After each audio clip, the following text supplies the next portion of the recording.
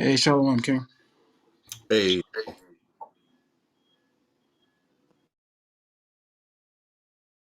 we got some good matches lined up for this week on Fight Night.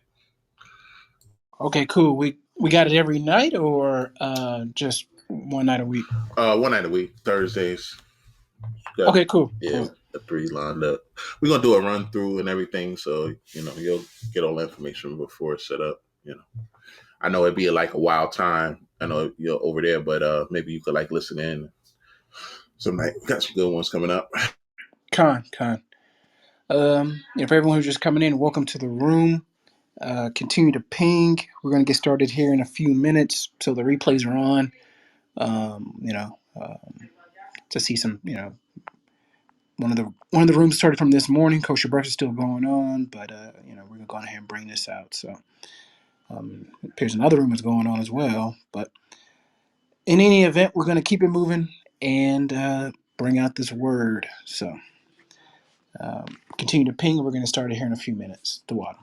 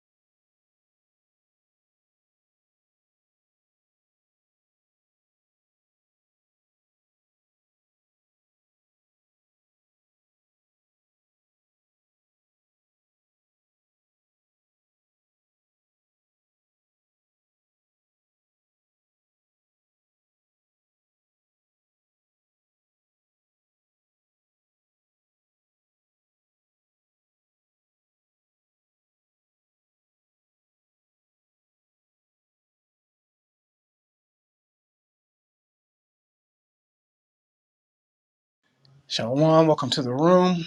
Continue to ping. We're gonna get started here in a few more moments.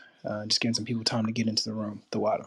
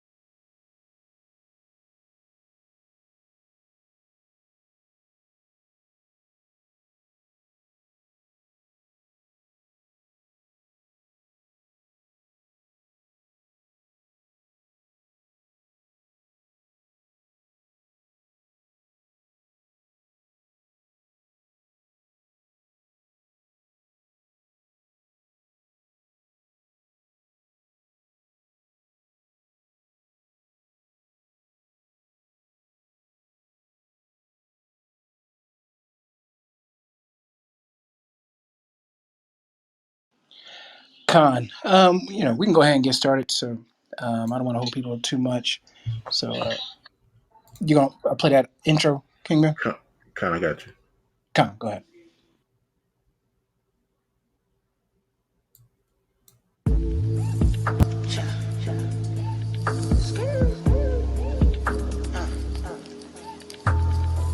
Better keep these laws, statutes, and commandments. What you gonna do in time of trouble. Better carry these laws, statutes and commandments. What you gonna do? In time of trouble. Judgment's yeah. What you gonna do? Yeah. Judgment's yeah. In time of trouble, yeah. What you gonna do? Yeah. What now? What you gonna do? In time of trouble. Judgment's yeah. You better not, yeah. Judgment's yeah. In time of trouble. Shalom. Welcome to the room. First, I want to give all praises to Yahweh Bashem, Yahweh Shai. Shout out to the 12 tribes scattered abroad. Greetings and blessing. This is episode 24 of our Jacob's Trouble series, War at the Door. For over a year, we've been doing many lessons regarding Jacob's Trouble. From a biblical standpoint, what is it? How to prepare, the right mindset to have, the wrong mindset to have, some different scenarios that we will be experiencing during Jacob's Trouble, regarding hyperinflation, power outages, nuclear war. We've covered it all. We covered different movie scenarios and TV shows regarding just things that we should be aware of and consider that people traditionally don't consider when they talk about this subject. So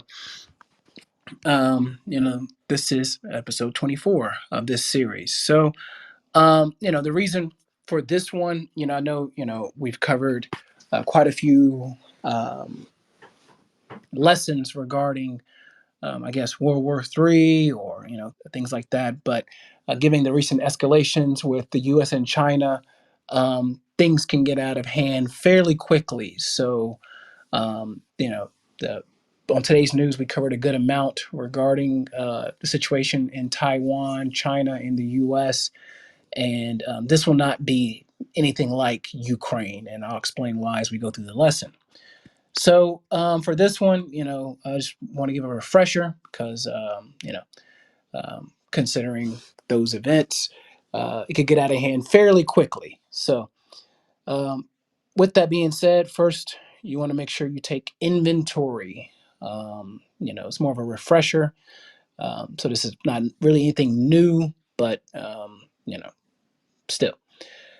First, you want to make sure you take inventory. We want to make sure we take inventory, myself included, of our souls. We want to make sure we're not going back to the old man, as well as not having a mindset of murmuring, complaining, and fear. Now,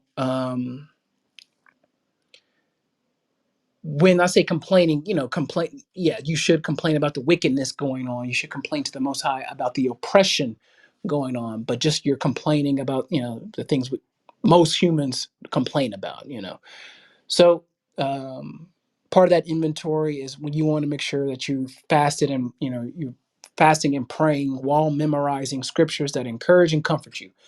We said this plenty of times, many of times, many lessons, whether we did the news or we did Jacob's Trouble classes. You should, at this point, have at least one psalm memorized that you can go to in your time of need, whether you need encouragement, whether you want to praise the Most High, for whatever reason. At least one you should have memorized. I've thrown out there Psalms 91. I think it's like 16 verses. I said that like about a year ago. It shouldn't take you a year. It shouldn't have taken you a year to memorize that. So, or whatever your scriptures are, it doesn't have to be a psalm, but if you have some string of precepts that you have memorized that you can go to when times get rough, because there's not 100% guaranteed you're going to have your Bible that's highlighted and pre-marked and everything like that with you. It's possible, but it's not a guarantee. So those psalms that you have buried in your heart, hiding the word of God in your heart, you should have at least one.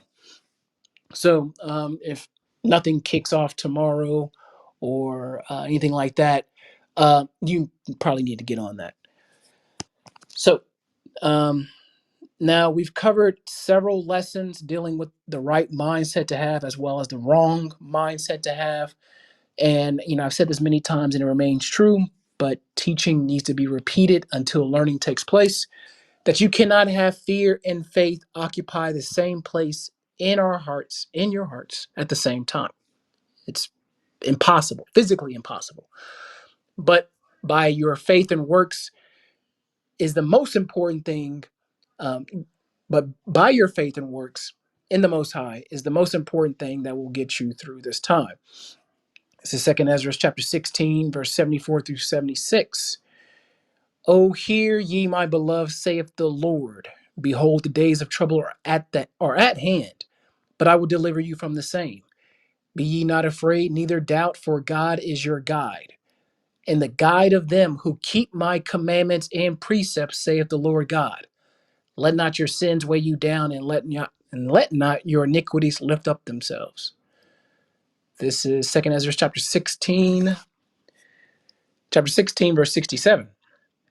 Behold, God himself is the judge. Fear him. Leave off from your sins and forget your iniquities, to meddle no more with them forever. So shall God lead you forth and deliver you from all trouble.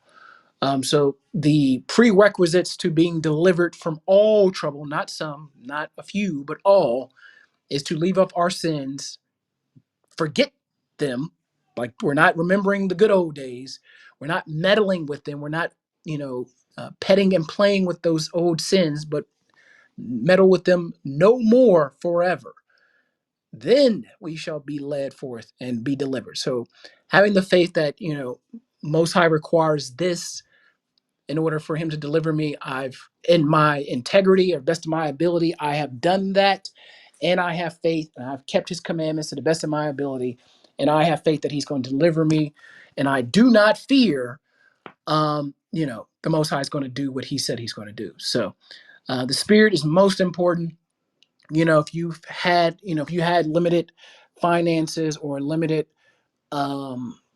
resources to, stock what you could, or, whatever, don't feel bad. Don't be afraid. Trust me, the Most High is going to, provide for you. Um, the tons of videos you see on TikTok or Instagram with people showing their pantries and, their food supplies, and I have all these medicines stored up, blah blah blah. Yeah, that's great. If they're not keeping the commandments, that's going to be for you whenever the Most High leads you to that location. So, don't worry. But for those who had the opportunity to, some financial leeway to store and stock, you should have done that. um, you know um, Buying a PS5 while, you don't have 2 weeks worth of emergency food was not wise, or is not wise. You definitely have to have priorities. So to say, well, I got faith, I ain't got to worry about that, but I'm getting this PS5. I mean, we've covered plenty of times to be like the ant. Yes, the ant is not on a schedule, but the ant knows that winter is coming, so he's using his resource of time to store for that winter. So if the Most High blessed you with some financial um, excess beyond your bills and your daily expenses, then you should have, been wise like the ant and stored some of that away. So that's not to say the Most High is not going to protect you neither, but for that, I guess, slothfulness, you may have a difficult time than others. Who knows? Don't know. We do know the parable of the grasshopper and the ant. So now, if this war between China, Taiwan, and right, so right now, we're going to discuss some of the, I guess, things of probability that probably going to take place from that side of the world and this side of the world. So they're 12 hours ahead. She's expected to land there 10 p.m. Taiwanese local time. So that is 9 a.m. No, 12 hours ahead. So they're 12 hours ahead Eastern time. So she's expected to land, assuming she lands, at 10:30 a.m. tomorrow. So, um, that's assuming nothing happens. But let's get into, some of the scenarios. If this war between China, Taiwan, and the U.S. kicks off, things will get out of hand fairly quickly in that region. Um, and on the U.S. mainland, it could be in a couple of days, but in that region, in that area, fairly quickly. As of now, most Americans don't know what's going on, nor are they aware of what's going on. But you know, you will be prepared, and you've seen the warning signs, et cetera, et cetera. But everyone else that who has scoffed, ignored, and laughed as we tried to show them the signs of the times will mentally lose it. This will make March 2020 look like a walk in the park. So let's assume the worst case scenario, because anything less than the worst case scenario won't necessarily start a war immediately. Okay. So this is the worst case scenario we're going to go through. So the worst case is Nancy tries to land and the Chinese military attempts or actually shoots down her plane. Now, if they attempt to shoot down her plane, that means they fired missiles or, some machinery, some bullets. So even that is in, you can't say, well, they attempted, they didn't actually do it. So the U.S. is not going to respond. No. If they actually attempt or actually shoot down her plane, this will engage the Chinese military to respond and the U.S. military respond to the immediate threats. China will use this skirmish to launch a fully invasion into Taiwan to take the island. The U.S. military in that region, we have military bases in South Korea and Japan. I forgot where else, maybe Malaysia or Vietnam, Singapore, an area, but definitely South Korea and Japan will be forced to assist the U.S. military who is under fire. As more personnel from China get involved, that means more personnel from Taiwan and the U.S. will get involved.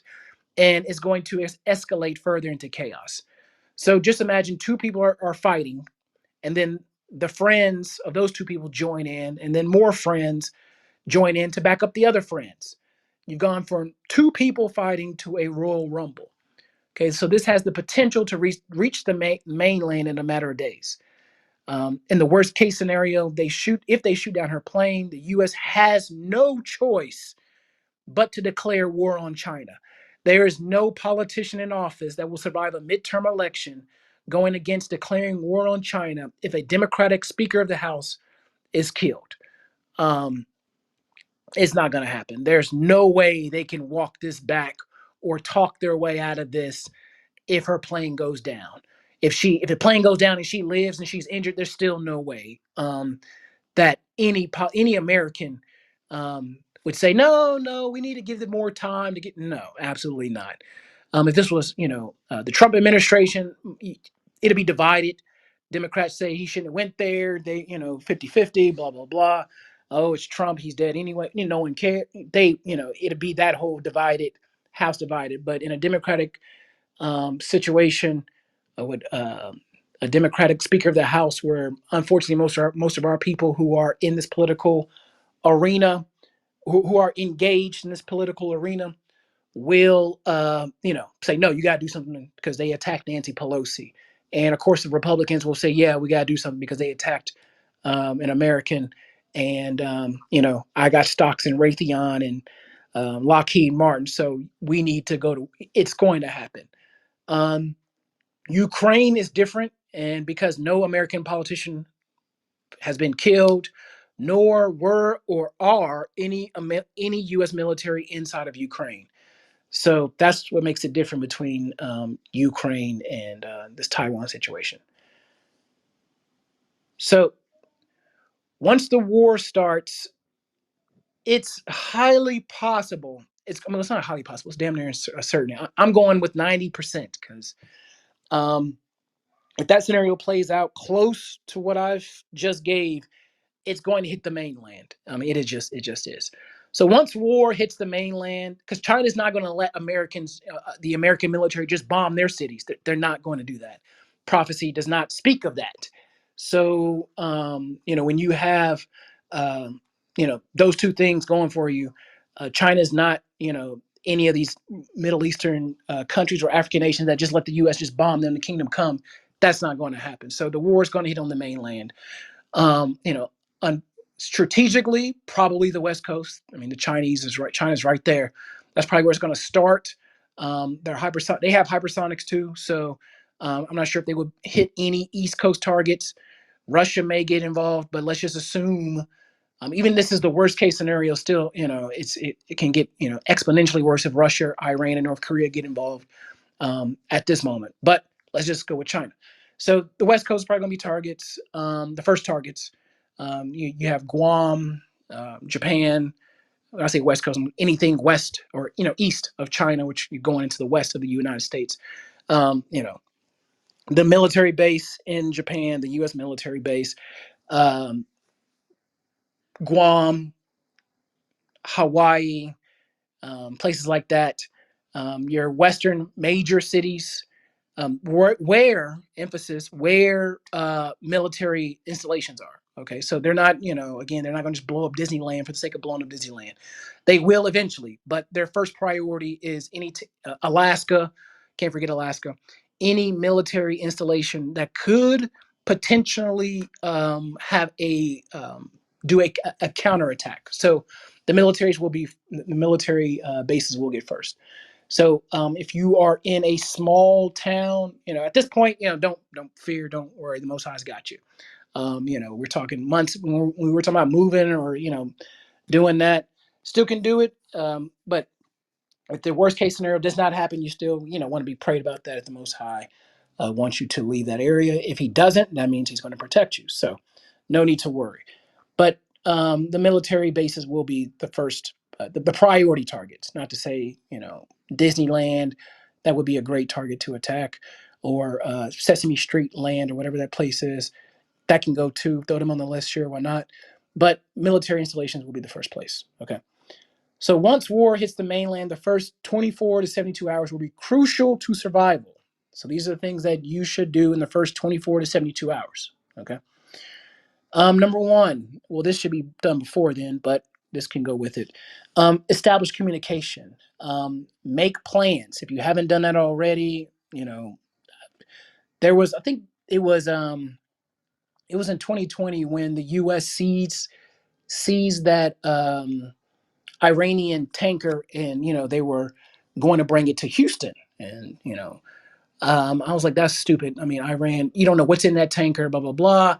So I just told my wife, I said, listen, the tanker's supposed to be here on Monday. If this happens, this is what the plan is. Okay. So, establish communication, make plans, hey, come home immediately. Don't worry about going to the store, blah, blah, blah.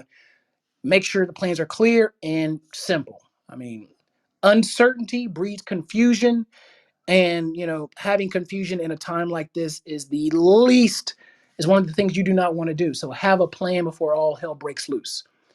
Don't overestimate, or no, not overestimate, sorry, don't underestimate the amount of external stress that you will be exposed to.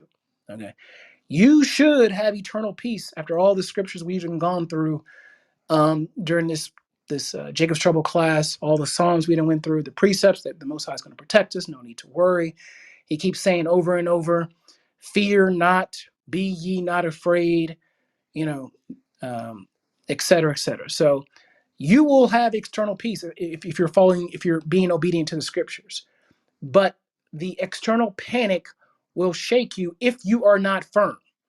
So one way to eliminate the stress of those around you is to have some sort of plan. So if you have children, elderly who are like, yeah, baby, that's nice. World War III. I didn't heard that before. Okay, but when they start hearing bombs, they're gonna lose it. Okay, have some sort of plan for you, for your sake, for your peace, to make sure that they're calm. Hey, this is what we're gonna do. This is what we're doing. Everyone, calm down. Blah blah blah. This is what we're gonna do. The Christians are really gonna lose it because they think they are gonna get raptured. They lost it during COVID, but then once things started to die down and things started to open back up, they're like, yeah, and the pastor was like, yeah, y'all don't have any faith, blah blah blah. But yeah, when this happens, that's going out the window. So if you're around, if you have family members and things like that in your household, who are not in the truth, they're going to get in the truth very quickly, because you're going to be the only one that has answers for them. But that stress that's going to be in that environment, is you want to eliminate that. And one of the ways to eliminate that is clear communication and having a plan. If you're a part of a camp, hopefully your camp has some type of plan for their members. Hopefully, as much as I hear brothers, break down Jacob's trouble and this and that and prophecy, it would be wise that that congregation has some plan. I've heard of some camps having plans, and seems like a good plan. Some of them have where a married couple is assigned to a single person, and there to check on them, when things go bad. Or some people who are living in same areas, like their job is to go to that person's house, that elderly person's house, and check on them and make sure they're good, or bring them to their house, things like that. I've heard some plans, which makes sense. But whatever that plan is, you want to make sure that that plan is clear. The members of your congregation or camp or whatever you want to say is it's clear and it's clearly communicated to everybody, so there's no confusion, and it's clear. Now, with that being said, it needs to be clear. However, people will need to be prepared to be flexible. Okay, because if you say meet us at this location, and then the location you have is there's only one road there, and it's blocked off, or the bridge is out or whatever, people are going to look for alternate routes. So if that's your situation, you should have been ahead of time looking for alternate routes to get to that location, if that's what your camp leaders say. Or if they said stay in shelter, do that. Okay. Now, one thing with communication in the first 24 to 72 hours you need to be aware of is the internet and the telecom communications will be highly stressed. The internet's probably going to go out if China's launching an attack. There could be EMP is literally the worst case scenario. So none of that's going to matter. Your phone and stuff won't be working anyway. So this is why you should have something concrete before ahead of time. But assuming they're still up, it's going to get stressed. So phone lines are going to get down because everyone's trying to use the network at once. So with that being said, if that's your case, you try to call someone and you get the busy signal or you can't get through, try texting. Texting uses less bandwidth than the actual call, so they're more likely to go through.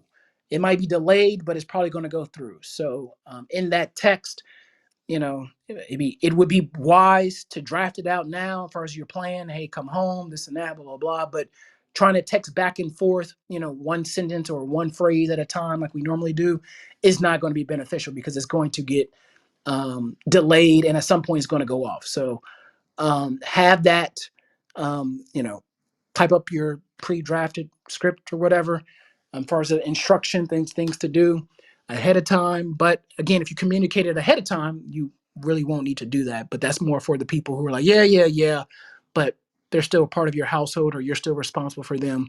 You want to have that, that'll be just something to consider. So, assess the situation. Once you've established communication, assess the situation. TV may be still working, so yeah, you want to access that. Local, the radio stations, the national response, the emergency broadcast networks, things like that. Those will definitely be crucial into learning where the horde is going, where there are FEMA centers set up, what the instructions from the government are telling you to do or not do. So, the more information you have, the better. With that being said, you should be at your home or at your location. Okay. So, if you haven't already, you could put in, the order now, or go to your if you know a store that sells it, the hand crank solar powered radios. They don't require batteries or anything like that. You just crank them up and they work. That would be good to get information, things like that. But uh, if you're not at home or you plan to go to your location, which one to do, whether we're going to stay at home or whether we're going to go to our location out in the woods, or what, if you have a country house or cabin or whatever, that decision needs to be made in real time. A lot of people probably would bet, I can't say a lot, but you're going to have a good amount of people that will pack up and leave immediately. And might need to make a similar decision. But if you decide to leave, prepare for major traffic jams unless you got a head start. So if you got a head start, say, nah, we're going to go to the cabin just in case. We got internet there. We can work remotely, or, we're calling into work just to get a head start. That's fine. But if you don't do that and you decide to leave, be prepared for traffic jams. Okay. Whether it's to stay or whether it's to go is not one plan is not better than any other necessarily. But as long as you're guided by the Most High, that's all that matters. Okay. But I will say this: when I say like leave your home, go to your location, especially in the beginning stages, you need to have a place to go.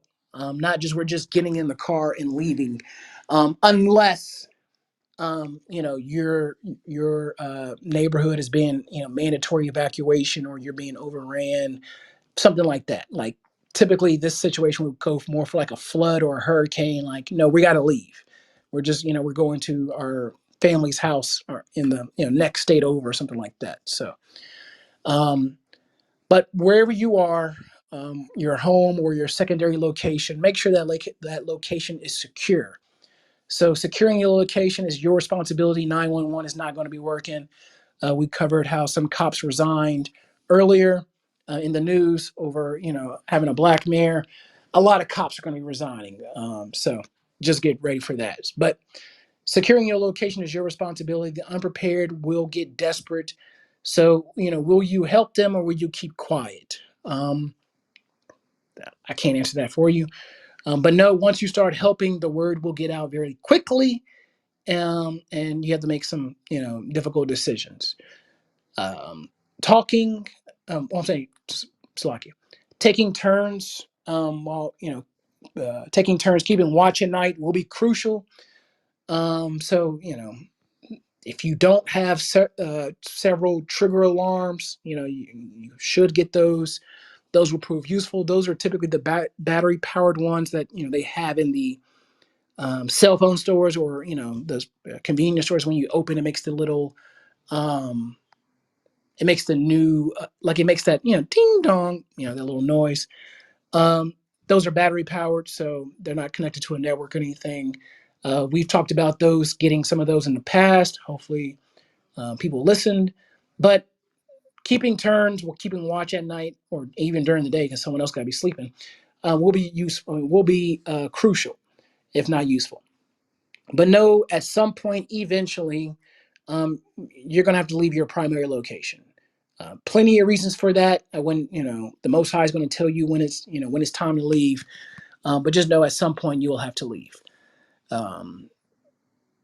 Within that 72, yeah, within that 72 hours, you want to make sure. Hopefully, you've been doing this beforehand. Observe OPSEC, which is just a military term for operational security. So, and in layman's terms, keep your mouth shut. Don't be posting yourself on Instagram, stuff like that. Hopefully you didn't been doing that. But more so in this situation, OPSEC would be more like cooking discreetly. So you don't want to be having a big old barbecue, pit grilling in your backyard. You may have to. I mean, I don't know. You may have to. But be discreetly as possible. One of the ways to be discreet, if you have to do that, is I forgot. Okay, create a Dakota fire. You can do that in your backyard. Just look it up. YouTube is a very simple method to create a Dakota fire. But that's one of the ways to cook discreetly. The smoke is not, it's low, so it's not, you're not going to have the traditional, type of smoke you have when you're grilling. But that's just one of the ways that to exercise OPSEC during this time. When it's time to leave your house, you want to blend in much as possible. Dressing like a soldier or a Rambo is going to make you stand out. And the last thing you want to do, especially if you have a family or in general, you don't want to intentionally draw attention to yourself. Your light will naturally draw others to you. But you looking like Rambo is not wise, especially if you aren't prepared to constantly do what was necessary. When I said the cops are going to resign, the cops are not going to be wearing their uniforms. Because the second you see a cop, some people with vendettas will be looking for cops. Some people who, need help will be looking for cops. So that uniform for some is a sign, oh, that's authority, that's help. They're not going to be doing that. They won't. Um, Especially, after that 72 hours when it's clear things are getting out of hand and the US has no response, they're taking off that uniform. They're not answering the radio, none of that. You may have some people who are rogue who will use that uniform to take advantage of the desperate, but by and large, the police force will not be responding. So blend in. I know, especially during this time, if you have to leave your house, people are going to be carrying their guns on them. You have a lot of open carry states. The states that are not open carry, it won't be enforced.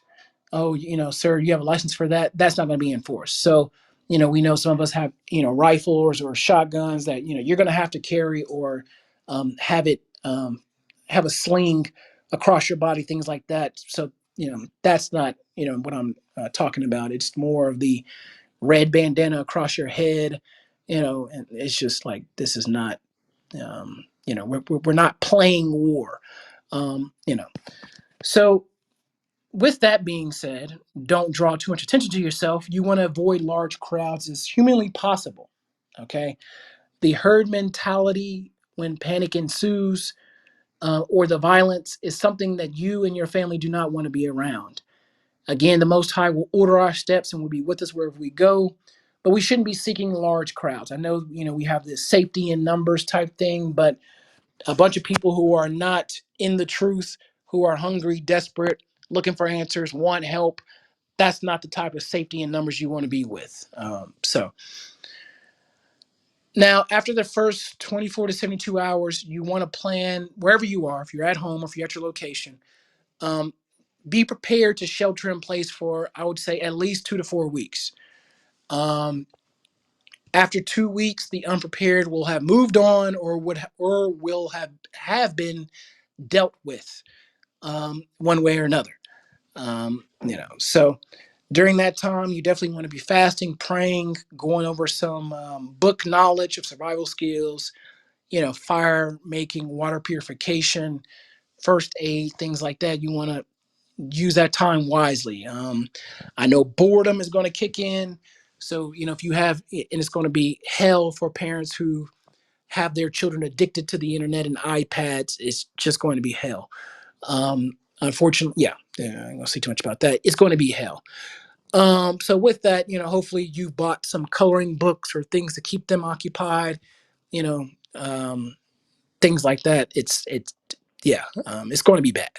That detoxing from the internet is going to be worse, with children and teenagers, or just those who are addicted to the internet. It's going to be bad. So for adults who are responsible for, everyone else, we should be fasting, praying, going over some book knowledge, memorizing some psalms during this downtime. Um, if that makes sense. Let's see. So with that being said, you want to have enough food, water, batteries. Make sure your car is topped off with gas. You want to have some cash on hand, things like that. Also, during that time, which let me read off this list.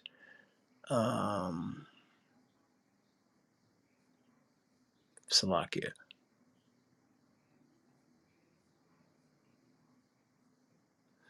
Um, Let me back up. I skipped a part. During that time when you're in your home, that first 24 to 72 hours, if you haven't stocked up on water, you want to make sure that you at least filled up your bathtubs or have some thing to store water on, because at some point, the critical infrastructure is going to go out. It just is. It's better to have a bathtub full of water, than, in 2 weeks pass and you still have, water and electricity, things like that, versus you're not doing it thinking that, oh, well, the lights are still on now. And then, 48 hours later, it goes off and it doesn't come back on, neither does the water. So, fill up your bathtubs, take inventory.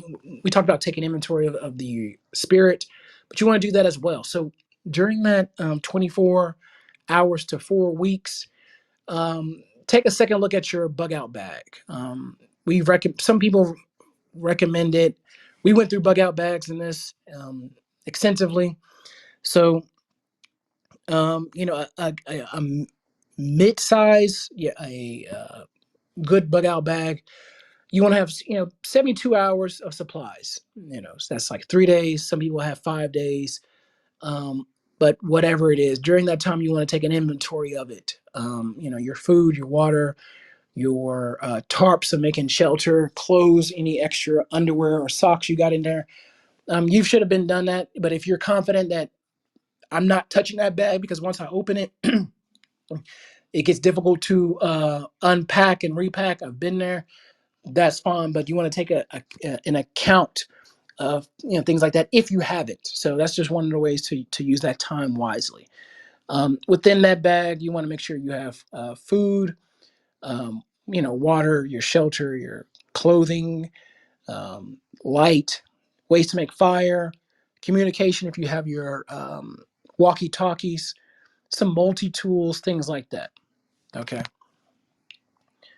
So that is, some of the things that you should look at regarding what you should do in the first 24 to 72 hours. Okay.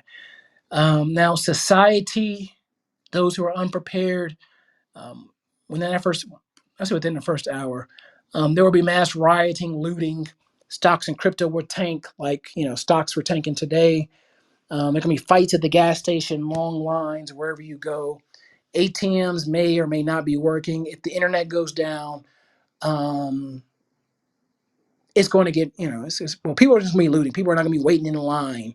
That's going to get, especially if word gets out that it's hitting the mainland, or it doesn't have to hit the mainland. If it hits Hawaii or something like that, or it's going to get people are not going to be waiting in line. So you're going to have looting, things like that. Um, you know, so get prepared for society's reaction. Now, so this was more of a refresher, considering what is transpiring, and what is the possibility. I mean, it's a high probability. This is not Ukraine. We needed more people to get involved. We needed NATO to get involved. If NATO got involved, then that makes Poland, Germany, France, Spain, Portugal. That makes all of them free game, and then we would um, be looking at prophecy being fulfilled a lot quicker. Since NATO was like, no, we're keeping hands, we're going to support you at arm's length. We'll give you a Vogue photo shoot, a bunch of money and guns, and you deal with Russia. This is not it. We've covered last week that the U.S., a lot of their military has been moving in that direction to Taiwan. The U.S., Ronald Reagan, has left Malaysia and went to Taiwan. So this is a direct confrontation with the U.S. She is entering, Taiwanese airspace, what China says is theirs, and we're going to respond militarily with that. With that, I just want to, I'll yield at this point. I'll let the brothers, if they want to have any comments or things like that, feel free. But, once this starts, there's no turning back. People, we pray for this day and things like that, but we all have to be careful what we ask for, because there's no resetting the clock like, oh, I wish, I need 3 more days, or no, because there will be, once critical infrastructure starts breaking down, there's no reviving it. So you're not going to have the luxury of sitting on your couch watching Netflix. Some of us are like, F that, I want to get the hell out of here. That's fine. But just the mental is going to be more difficult than the mental and the spirit is going to be more difficult than some of the movies uh, portray, because the portrayal is mostly is action, things happening, but you're going to be 5 days, 7 days with no word of nothing going on. You don't know what's going on. You're in a safe location. You have no clue what's going on. 5, 7 days, no electricity, nothing. It's just you, your family, and the Most High. And we're assuming our family is all on board and all understanding and all happy like we are to see prophecy being fulfilled. That is not that's not reality. Some people, they say they are, but once you're, day 3, day 4, you can't leave your house because you don't know what the hell's out there. You don't want to. There's nothing. Where are you going to go? Like, it's just there's a lot of things that some movies try to portray, and they do an okay job. Some movies, it's more of the action, someone coming to invade and you got to kill them and take their stuff. It's more of that dramatic type of stuff. But I'll yield here. I'll let the brothers get in. But once this start, I mean, it's already started. I mean, in the spirit realm, it's been started. But for us to physically go through it, there's no turning back. We won't have this platform to talk and argue and debate, and have smoke rooms and chill rooms. It won't be there. So with that, I guess what I'm trying to say, like, enjoy the time you have with your friends and family, because once this kicks off, it's game time. There's no halftime. There's no breaks. There's no internet's back on for 15 minutes. Let's go ahead and charge. Let's call our friends. That's not happening. Like how COVID went. When things opened back up and people were able to hug again and all that sentimental stuff. That's not going to happen.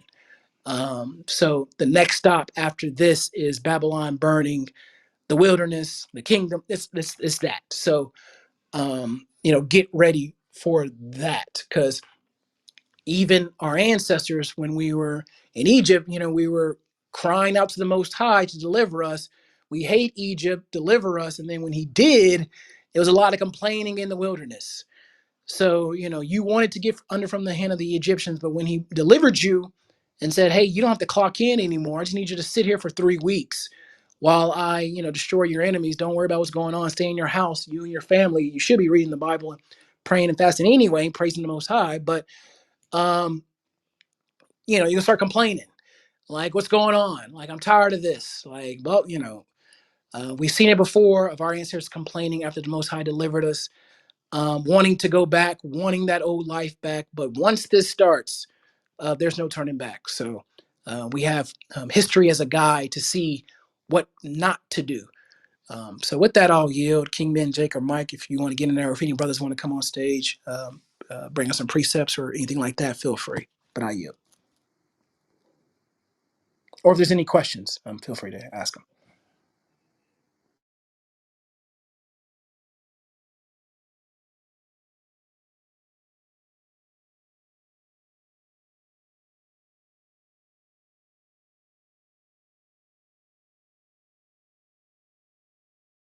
Salaki, can you hear me?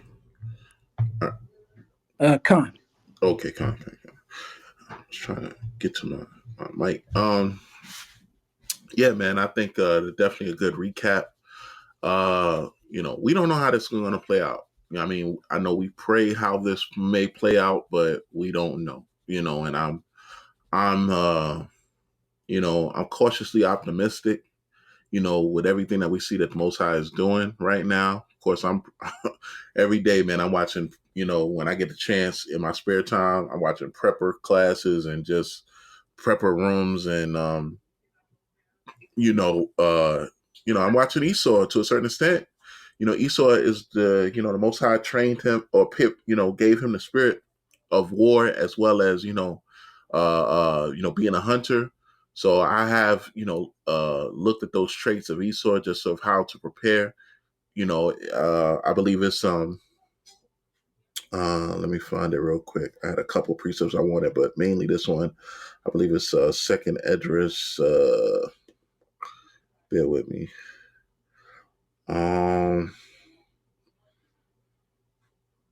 6. Second Esdras 6 and 22. It says, and suddenly shall the sown places appear unsown. The full storehouses shall suddenly be found empty. Right? It says, and a trumpet shall give sound, which when every man heareth, they shall be suddenly afraid. So we're going to know when this thing kicks off, right? It ain't going to be it ain't going to be, at least for the spiritual, for those that are, those that are of sound mind and body that understanding scriptures, it's gonna be like it ain't gonna be like the movies where you at a shopping mall for Israelites and a damn airplane come flying out the sky, or a damn, fire truck crashes into the building. We as spiritual people, we're gonna know the Most High always gives His people warning, right? So once we hear that warning, as you see all these movies that transpire, one comes to mind, of course, is the first Purge. What was our people doing? When they wanted our people to purge, our people was partying, and like, we always engaging in something. A lot of times, at least most of our people engage in like, a lot of folly and things like that. But the spiritual, Most High is going to give His spiritual people warning, right, to prepare themselves, right?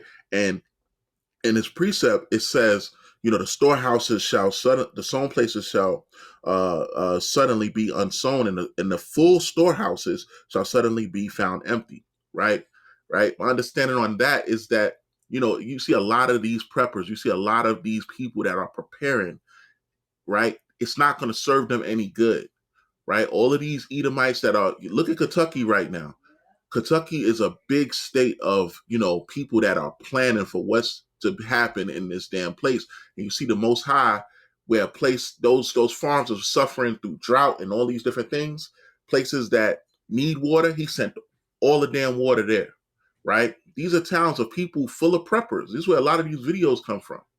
So, the Most High is, preparing His people for what is to come. But, we got to constantly stay prepared, right? And He'll let us know when we should do that and where we need to be. It's not going to be, if you've been planning for this and you spiritually preparing, you're not going to be caught off guard. You're going to know what to do and when to do it, right? And that's what the brother Leo is telling you. And when we do so, it's not a time to party, right? It's not a time to celebrate. It's time to, get your ass in gear, right? It's one that I wanted to find. Isaiah 26. Isaiah 26 and 20. It says, "Come, my people, enter thou into thy chamber, and shut thy doors about thee. Hide thyself as it were for a little moment, until indignation overpass."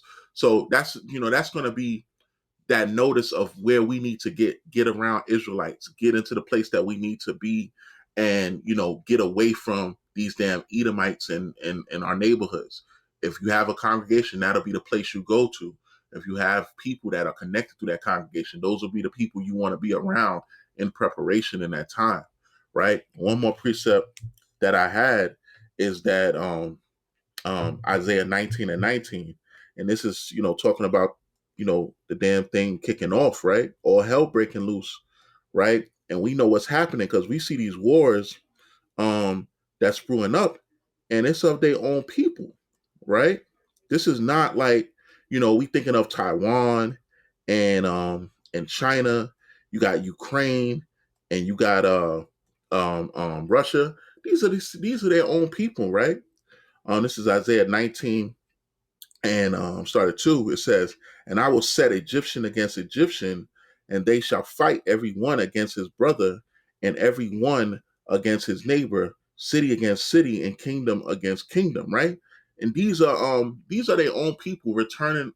It's not Taiwan and China is not a different people. That's their same people. That's their same brother, right? Ukraine and Russia, these are their same people. Even though they try to separate themselves and they have these Amalekites at the helm, these are the same people from these countries. So that's what we're seeing right now. So, it's not a time to be fearful. It is a time to be, cautiously optimistic, right? We don't want to, jump the gun, as so to speak, and start putting boarding up our houses and everything like that. But we do want to kind of take, as the brother said, inventory, not just of our spirit, but everything that we have, built up to this point, man. And, brothers are getting upset when we talking about people need to be in shape and prepared for this time. Damn right you need to be in shape. You need to be getting your ass that you can, be able to run a mile with some baggage on your back. What if your wife can't carry these things? You know what I'm saying? It's no one that should be telling us that we shouldn't be prepared to move. We understand that not everybody's in the same particular body shape, But you need to be able, what if your wife sprained her ankle and you too damn fat to carry your damn wife? I'm going to just be frank with it, man. I'm not going to pretty it up, right? What if you got to carry your damn child, right? You need to be in a position that you can do this as a man, right? Because the women probably can't do it. So you're going to leave your people there, or you're going to stay there with them and die? Us as men, we need to be prepared in that aspect. Wife need to be prepared in case she got to carry the child and you carry the equipment. We need to be in better shape so that we can last longer. We don't know what type of things are going to be released. And us as spiritual people, we should be always getting fit as we can to be in shape. With that, I yield.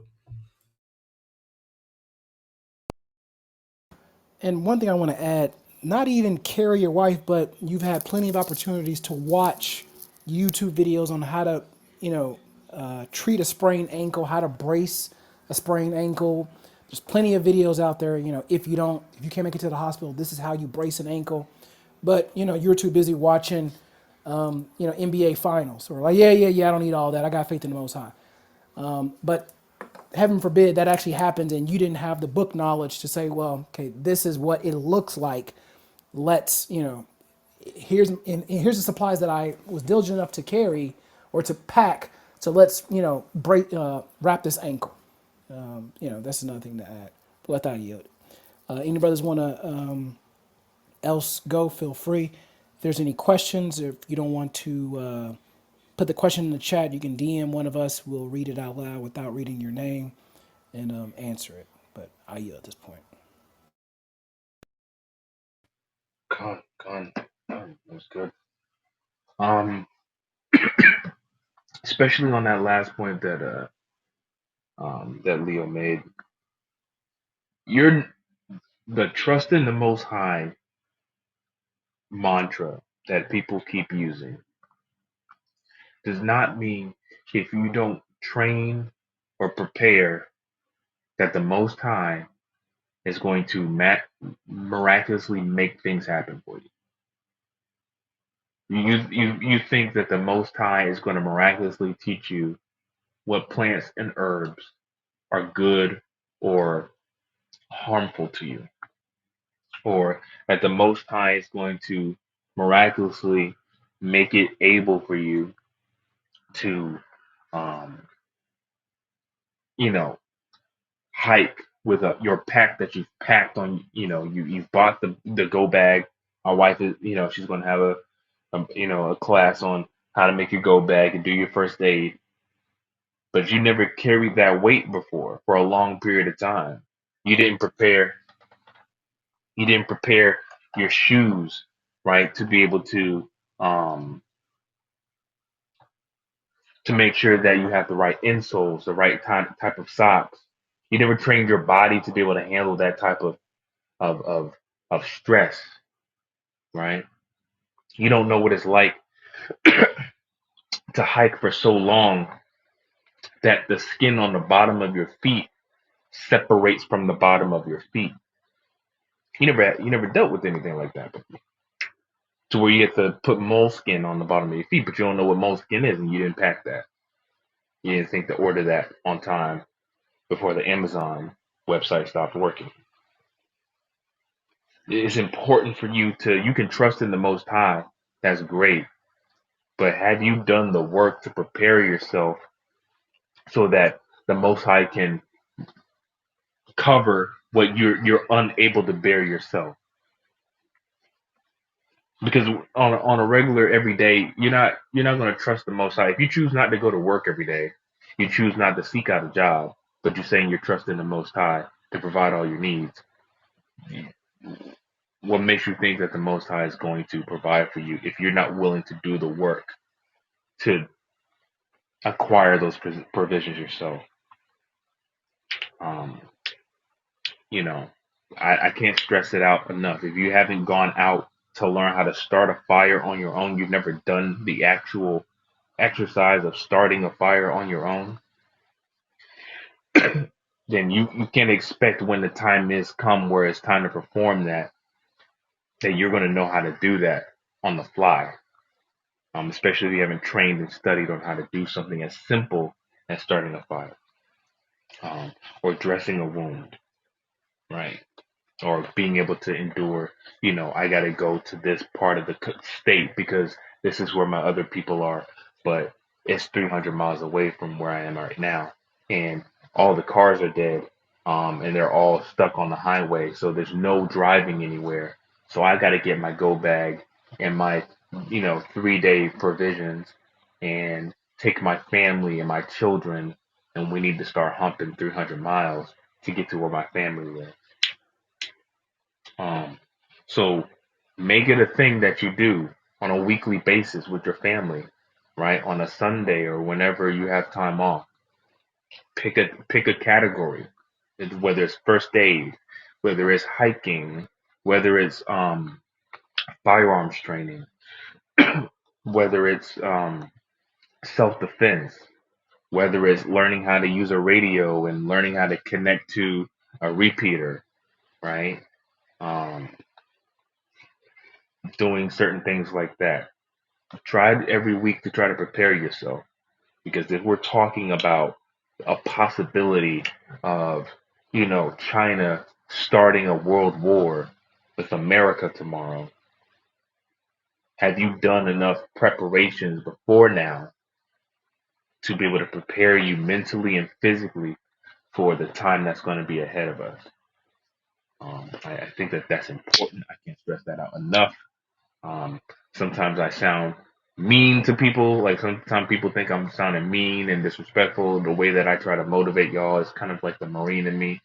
I'll talk to you like you are a Marine, right? Because it's going to take people of that level of caliber and of that level of commitment and of that level of discipline in order to endure Jacob's trouble. If we think it's so bad, Jacob's trouble is the worst possible scenario that ever existed on earth, what makes you think that you are qualified physically, mentally, and spiritually to endure something that's supposed to wipe most people out? What have you done to prepare yourself for such an event, such an environment, right? Um, I yield on that. Con. One thing, excellent points. I agree with everything Jake said, 100%. The first thing I want to address when he said making a fire, you think it's simple. I mean, it looks simple. Like you think the concept, yes, I struck a match, I got some wood or whatever, and I got a fire and my family is warm. It's harder than you think, and it's deceivably easy if you never done it before. That's the thing. Like you see people, you see the videos, or you watch the movies, or your grandmother who got the wood fire oven, she did it, and you didn't even pay attention. It's deceptive. It's deceptively easy, but once you actually do it, and you don't have all the little things considered, you're gonna have a hard time. You just are. The most important thing that people don't think about is, which I can teach this really quick. We have a lesson on this, but all things considered, let's go ahead and go through this real quick. You want to build a base. You want to build, if you're out in the woods, let's assume, you don't, or for one, you don't want to use freshly cut wood. The wood is still moist. It's not going to catch. You want to look at branches that are on the ground, that are fallen over, that a tree that looks dead, like there's no leaves coming out of it. Its peers look lively, but this one looks dead. Those are the ones you want to use. That's where the fire's going to catch. Okay. So there's a difference between tinder and kindling. Tinder is the little thing that you use to start the initial spark or the fire or whatever. And then as it grows, you slowly add kindling on top of it.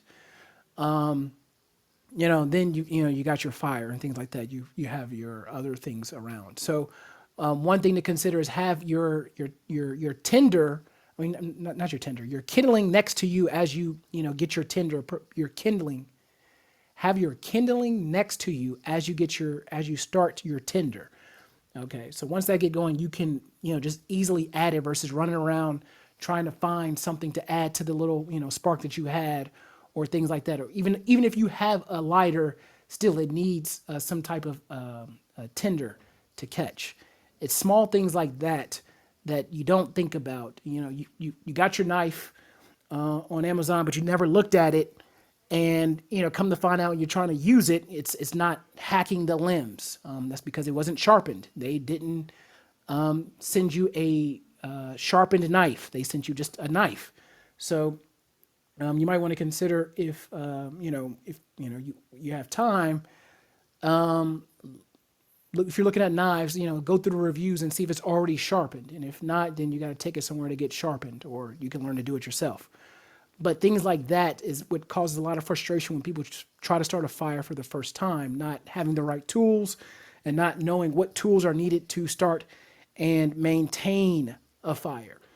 So, hopefully that was helpful. But yeah, when he said Jacob's trouble, let me go through this, pull this precept really quick. This is a great precept, but people focus on. Let me just read it. This is Jeremiah chapter 30, verse 7. It says, "Alas, for that day is great, so that there is none like it. It is even the time of Jacob's trouble, but he shall be saved out of it." A lot of people focus on the "but he shall be saved out of it," and that's good. You have your faith in the word. But the Bible's letting you know there is not a time ever that is like this time that's coming. And that's, considering everything we read in the Bible, considering we know about human history, our history of other nations, things that people go through today, this will be, it's still saying like all those times is not like what's about to happen. Second Ezra's, I think 14 through 16 give us it's only, words can only do so much. I don't know if people understand that. When you read the curses in Deuteronomy 28, from our ancestors' perspective, it's like, yeah, that sounds bad. We'll do what you said. And then you can constantly see them going off. And then prophets are warning them, listen, you're going to go in captivity. Like, yeah, we've done that before.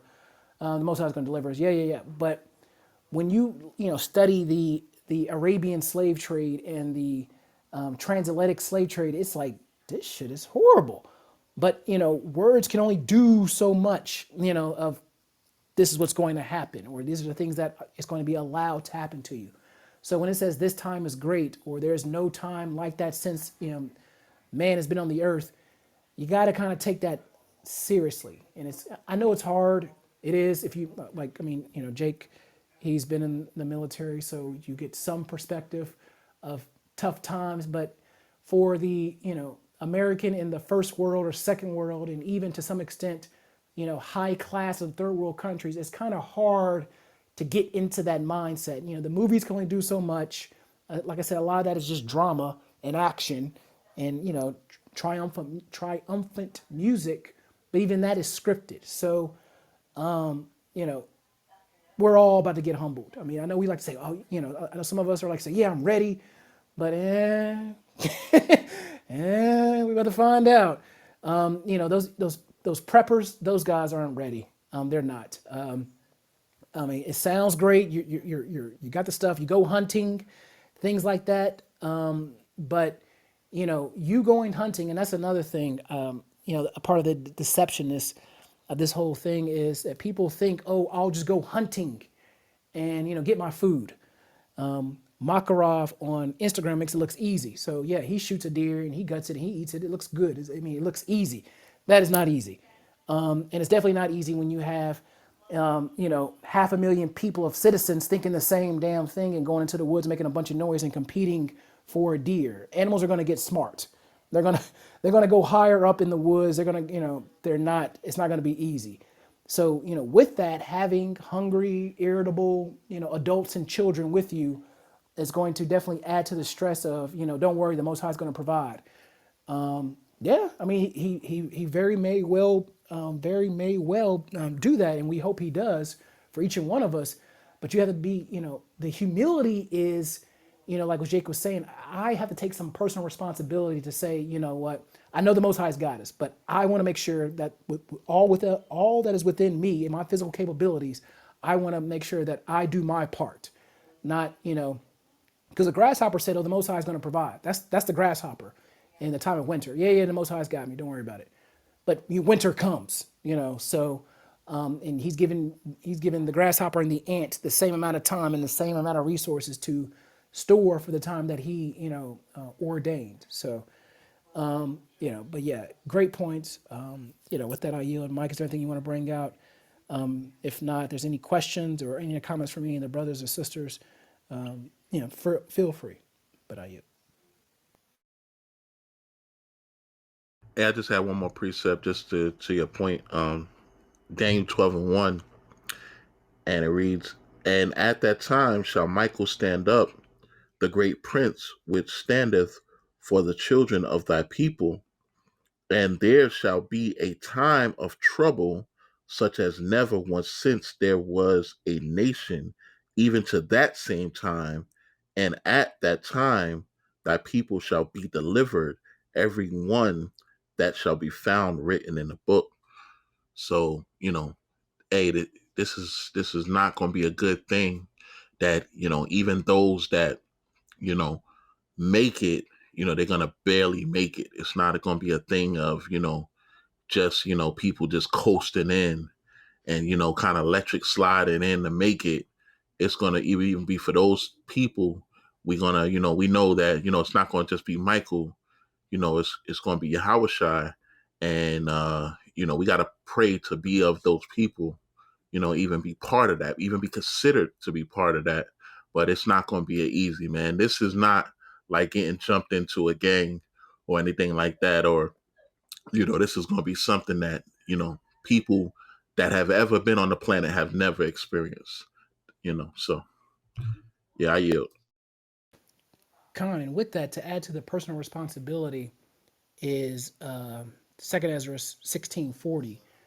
O my people, hear my word, make you ready to thy battle, and in those evils, even be as pilgrims upon the earth. So this right here is telling you, you got to take some personal responsibility. Yeah, the Most High is going to deliver us. We just read that in Daniel and in Jeremiah, but he's telling you to take some personal responsibility to make you ready. If he was going to do all, the Most High does everything, but if there was no personal responsibility involved at all, this verse wouldn't be here. It would be just sit at home. I got you. Don't worry about it. I know some brothers that I'm not gonna be too hard on this brother. He's young. I could tell by the way he was tweeting. He's like 19 or something. But he said he's not gonna be worried about anything. He's gonna sit at home and play Xbox until the chariots come. And I said, please tell me you're joking. He said no. I didn't even engage. But that just speaks to he's got faith. The brother damn sure got faith. Enough so much so to where he's not gonna prepare at all. He's gonna play Xbox during the apocalypse and wait for the chariots. He's got faith. But the works is something to be desired. So it's that type of delusion that, the Christians have. We kind of make fun of them because they believe in the rapture. But some of us in the truth is like, yeah, I ain't got to do nothing. I'm just going on the chariots and, they're going to take care of everything. We're not too far off. Those who think like that in the truth are not too far off. So from the Christians that believe in the rapture before the tribulation. So with that I yield. This tells you to have some personal responsibility. A battle, make you ready. There's going to be combat involved at some point or some type of struggle, whether it's physical, mental, or spiritual. And to be as pilgrims upon the earth. That means you're going to have to go from place to place at some point. So that scripture that King Ben brought out in Isaiah, I think 26:20, that says, get inside and hide thyself. And then you read this one, they're not contradicting. Some of us are not going to make it home. Wherever you are is where you're going to be. And from there, you're going to go from place to place. Some of us are going to be at home. And at some point, you're going to have to leave. And then the Most High is going to he's going to guide you as pilgrims upon the earth. So you have some personal responsibility in this. And this is what these classes are all about, is to make you prepared as much as possible in the spirit, more importantly, and then in the natural as well. So I yield. Yeah, definitely. Good clarification, because that's definitely meaning, that's a spiritual thing as to separate, right? That's what you're doing. You're basically hiding thyself. You're removing yourself from, the natural goings on of this place, the natural rituals. It's going to be where you have to, separate from, what maybe your family is doing, and remove yourself, get around the people of like mind. So, that definitely does not mean that, all hell is breaking loose and you stay trapped up in your house. The Most High is giving you a warning of when time to leave. So, you need to have these plans and preparations in order so you can do so. So I yield.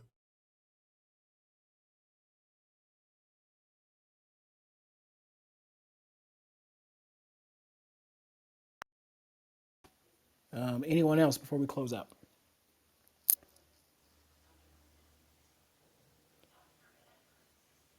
Okay. With that being said, we hope this was. Oh, Shalom, Mikhail. Anything you want to add before we close out? Allah, shalom. It's like I had a scribe call. Okay, Khan, you good. Shalom. But hopefully that was helpful. Hopefully it was a good refresher. Enjoy the time. More importantly, if everything goes, if everything is continues as it is, then you still got more time to prepare in the spirit and in the natural. But we've had these rooms like this where things appear to be on the cusp, and they nothing happened per se. Things are still moving forward, but we did do some emergency rooms just as a refresher.